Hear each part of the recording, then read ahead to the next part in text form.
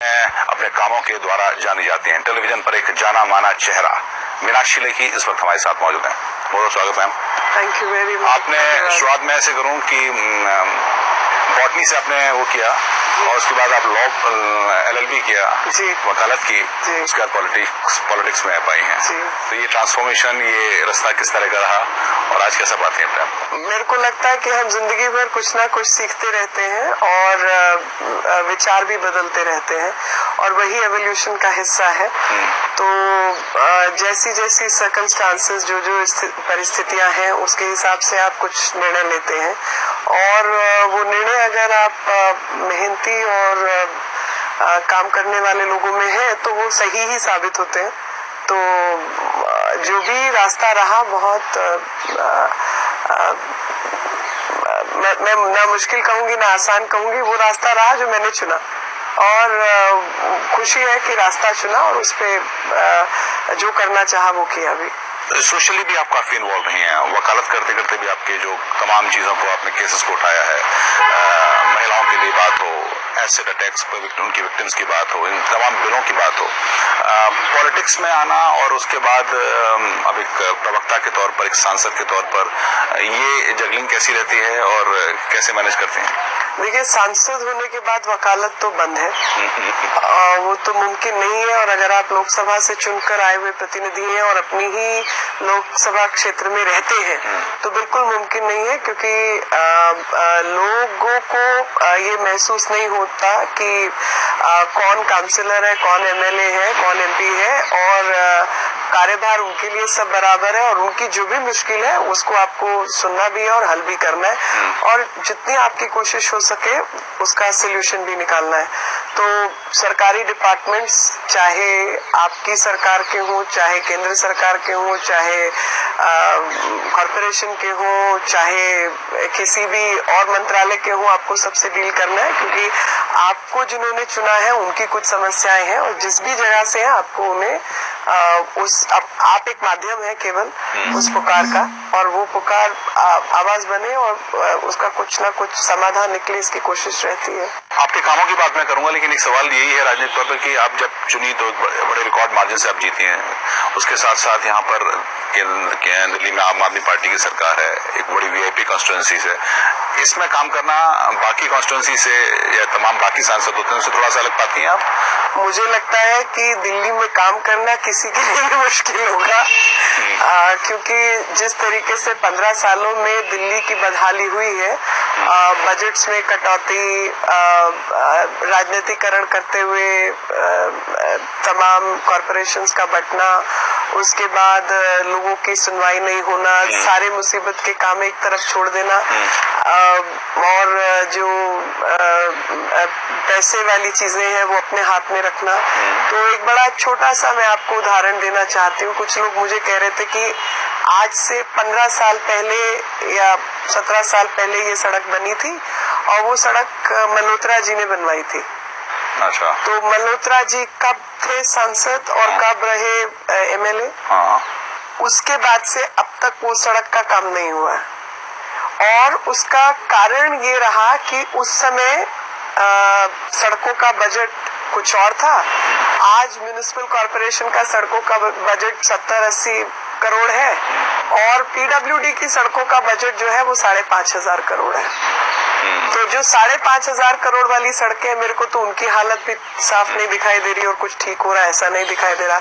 लेकिन जो inner colony roads हैं वो तो बेहाल होंगी, क्योंकि आपके पास जो सफाई कर्मचारी हैं, जो टीचर्स हैं और ये सारी वेलफेयर, ये तो सारे खर्चे वाले काम है, वो तो ऑन रिकॉर्ड है कि आपको ये तनख्वाहें देनी है। ठीक बात। तो सैनिटेशन वर्कर कोई बहुत अमीर आदमी तो है नहीं, उसको अपने 2 वक्त की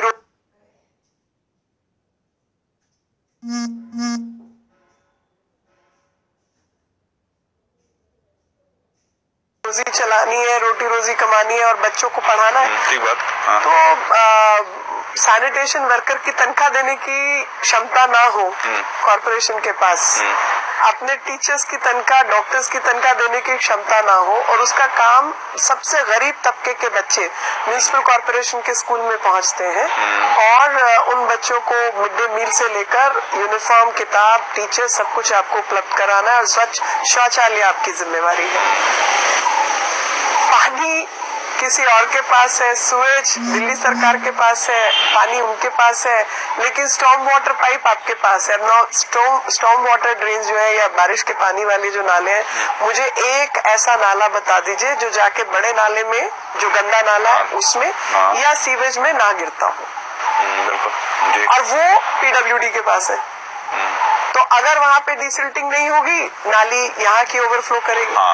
तो एक अजीब सा सिस्टम दिल्ली की बदहाली के लिए सेट किया गया है और उसमें वो तमाम सरकारें पूर्व की और अब की सरकार शामिल है। तो उन सब के बीच में से जूझते रहना, मतलब लगातार 24 घंटे आप यही देख रहे हो कि आपका पोस्टर कौन फाड़ रहा है, उसके ऊपर पोस्टर कौन चिपका रहा है, आपके काम किए पर नारियल कौन जाके फोड़ रहा है। तो अजीब सी स्थिति है। ये सरकार तो खासकर दिल्ली में आम आदमी पार्टी की तो खैर केंद्र से टसल, नॉन कॉपरेशन, एमसीडी चूंकि बीजेपी के पास ही आरोप लगाती है, लेकिन शीला दीक्षित के टाइम पे तो केंद्र की सरकार यहाँ भी थी। उस दौरान भी आपको लगता है जब से आप तौर पे कुछ काम में आपको लगा ऐसा? देखिए, मेरे जैसे लोग राजनीति में आए एक प्रोफेशनल होने के बाद, तो ऐसा नहीं है कि आपकी जिंदगी में कोई और मकसद नहीं था या आपने कुछ अचीव नहीं किया था और जो कुछ है वो राजनीति के माध्यम से, ऐसा नहीं है। बल्कि आप राजनीति में अपना बाकी सब कुछ को एक इन्वेस्टमेंट के तौर पर लगाते हुए आए और इसको आपने समाज सेवा का साधन के रूप में चुना। तो दोनों बातों में अंतर है।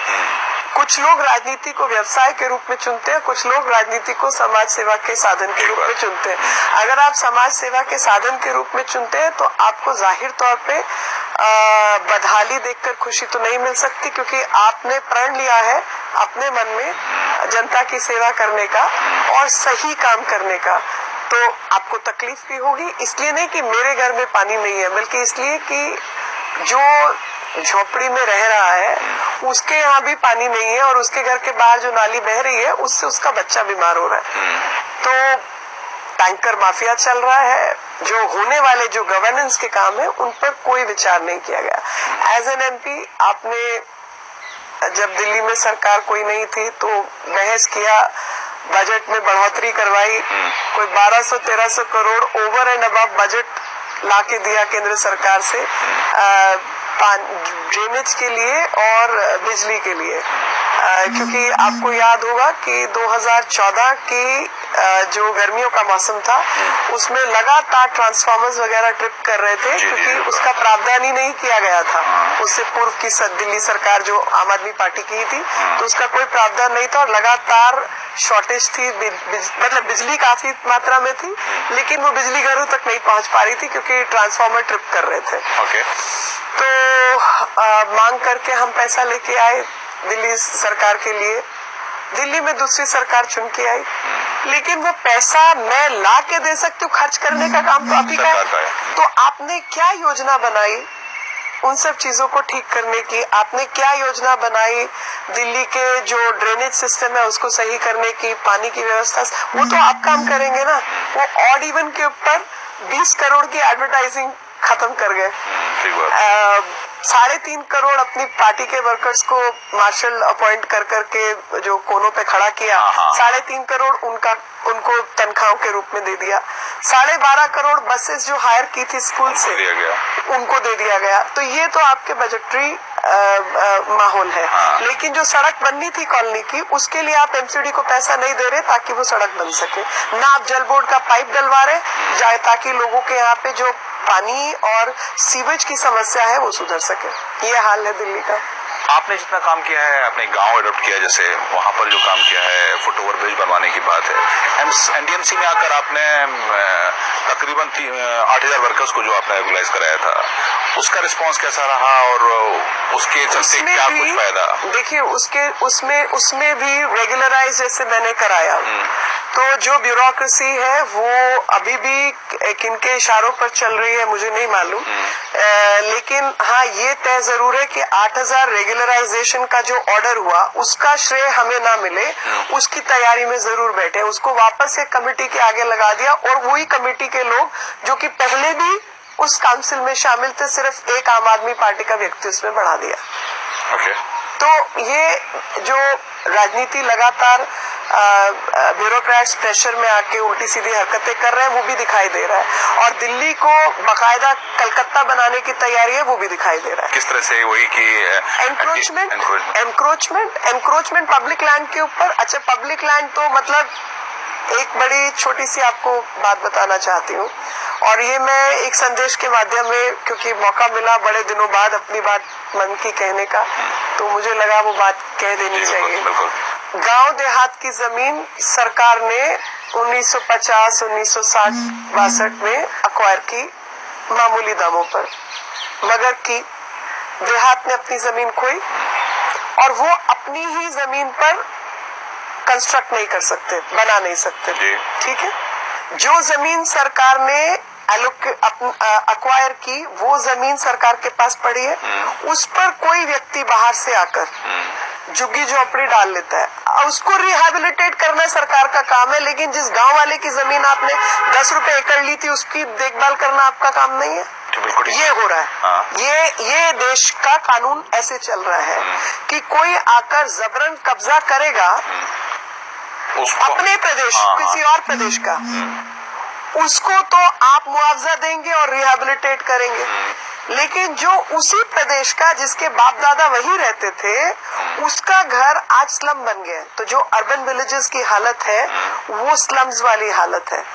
तो स्लम्स की ड्यूसिप करके एक बॉडी सेटअप की, जो कि स्लम्स यानी एनक्रोच जमीन पर जो कब्जे वाले बांग्लादेशी और बाकी लोग बैठे हैं उनकी देखभाल तो दिल्ली सरकार करेगी, लेकिन जो अपने बाप दादा की जमीन पर बैठे हैं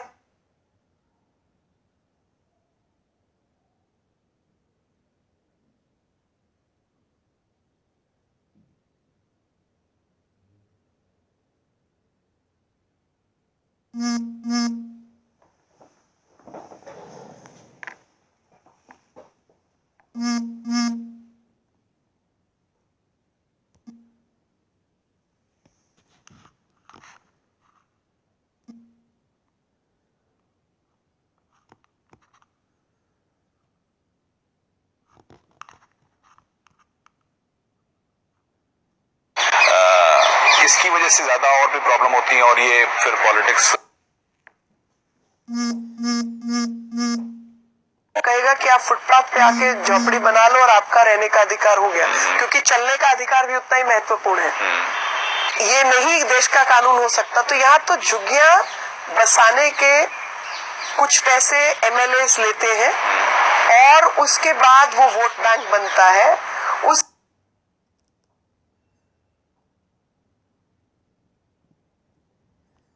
उसके बाद जिन लोगों की जमीनें बाकायदा थी वही लोग आज सड़क पर बैठे हैं ऑलमोस्ट, क्योंकि वो घर है उनका, पुश्तैनी घर है, लेकिन वहां पे सुविधा किसी चीज की नहीं है। ये दिल्ली की समस्या है। आप कनॉट प्लेस देखिए, ब्रिटिशर्स का बना हुआ इंपीरियल पीरियड का एक पॉश इलाका था और एक पॉश शॉपिंग आर्केड था।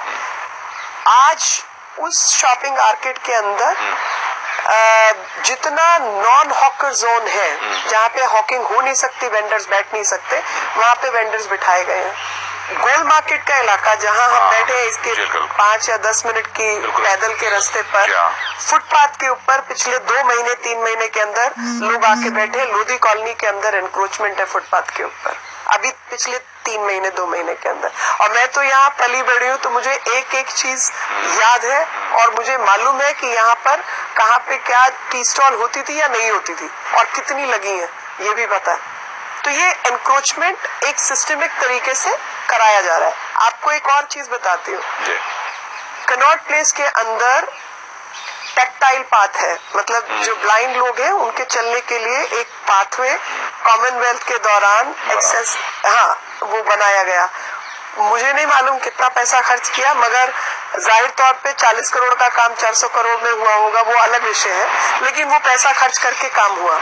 आज उसी टैक्टाइल पाथ के ऊपर वेंडर्स एनक्रोच किए हुए बैठे हैं। तो आप जो एक्सेसिबल इंडिया की बात करते हैं वो कैसे पूरा होगा जब आपने वहां पे एनक्रोचमेंट में लोग शामिल हैं। और ये सब गवर्नेंस के इश्यूज हैं। एनडीएमसी के अंदर कहने को भारतीय जनता पार्टी की सरकार है, लेकिन एक एमएलए जो है वो आपके मुख्यमंत्री हैं, दूसरे एमएलए जो है वो भी आम आदमी पार्टी के हैं, 3-4 लोग बीजेपी के नॉमिनेटेड हैं, लेकिन काउंसिल में ये सब विषय ही नहीं आते। तो एक अजीब सी गवर्नेंस स्ट्रक्चर जो है, मुझे लगता है कि पूरी दिल्ली को सुधारने की जरूरत है। इस सब के बाद भी आपने जो काम किए हैं, वो जनधन योजना के लिए कैंप्स लगाने की बात हो, मैंने आपके गांव की बात की है, कुछ फुटओवर ब्रिज आपने बनवाए हैं, उसका रिस्पांस कैसा रहा? और वो जो अब तक मेरा पर्सनल रिस्पांस बहुत ठीक है लोगों के बीच में, सिर्फ राजनीतिज्ञों के बीच में थोड़ा खराब होगा क्योंकि उन लोगों को अपनी जमीन हिलते हुए दिखाई देती है। लेकिन जो जनता है वो बिल्कुल खुश है, क्योंकि उनको पता है कि चाहे वो ट्रेडर्स की बात हो, चाहे वो वेंडर्स की बात हो, क्योंकि मुझे लगता है कि वेंडर्स के लिए आप हॉकिंग जोन्स एस्टैब्लिश कीजिए, ऑफिशियली एस्टैब्लिश कीजिए कि ये हॉकिंग एरिया होगा, उनको लाइसेंसेस दीजिए और बिल्कुल ट्रांसपेरेंट तरीके से दीजिए। भाई अभी आप मान लीजिए आपके यहाँ पे आपने लाइसेंस दिया है मेरा ख्याल 400 लोगों को, 1200 लोग इन्वॉल्व है कोर्ट केसेस में जो इन्होंने स्टे ऑर्डर्स लिया हुआ है, 1200 भी नहीं, 700-800, मैं 1200 ले रही हूँ। टोटल मिला के आपके कोई 1400-1500 लोगों के बीच का मामला है जो कि ऑफिशियल और स्टे के बीच का है। जमीन पर बैठे हुए लोग होंगे 5000। अगर 5000 के खपाने की क्षमता है किसी मार्केट की, तो 5000 को लाइसेंस देके वो लाइसेंस फीस के रूप में सरकार के पास क्यों ना है? रेवेन्यू जनरेट होगा, रेवेन्यू जनरेट हो, लोगों को ब्लैक मतलब जो काले काम करने वाले लोग हैं उनका हिस्सेदारी बंद हो। आप ऑफिशियली वेंडर्स को एलोकेट करें और ट्रांसपेरेंट मैकेनिज्म से ठेकेदारी बंद हो। एक आदमी ने 4 ठेके लेके उठा दिए, वो सब बंद हो। जो बैठा है वो ही अपना सामान बेचे, लाए और जाए, और उतनी ही हद में, ये नहीं कि वो हद के 2 फुट और बढ़ा ले, फिर 3 फुट और बढ़ा ले, फिर ऐसे ही एनक्रोचमेंट शुरू होता है। जो लाइन है उस लाइन के भीतर आप काम करें। वेंडर्स तो वेंडर्स हैं, ट्रेडर्स हैं, जो छोटी दुकान वाले हैं जैसे पालिका बाजार वाले, अब पालिका बाजार का आपने रेवेन्यू 0 कर दिया है, क्योंकि पालिका बाजार की जो सामान है वो जैसे सस्ते ट्रैक पैंट है, जैकेट है, वही बाहर खड़ी पे बिक रहा है। दुकान वाले को लाइट का भी बिल देना है, टैक्स भी पे करना है, स्विच चार्जेस भी पे करना है, बाकी सब भी, अब 2-4 लड़के भी रखेगा, उसका भी खर्चा, एसी का भी खर्चा, वो सब करेगा, तो उसकी कीमत पे फर्क आएगा। वही सामान बाहर खड़ी में खुले में बिकेगा, उसका कुछ ही नहीं देना, थोड़ा सा दाएं बाएं किसी को देना है तो वो ओवरहेड लगा लीजिए, बाकी तो आपने उसका बिजनेस चौपट कर दिया। वेंडिंग जोन आपका जनपद वाला इलाका है, उसको 100% वेंडिंग जोन कर दो। ठीक बात है। तो कोई बैकलैंड डिमार्क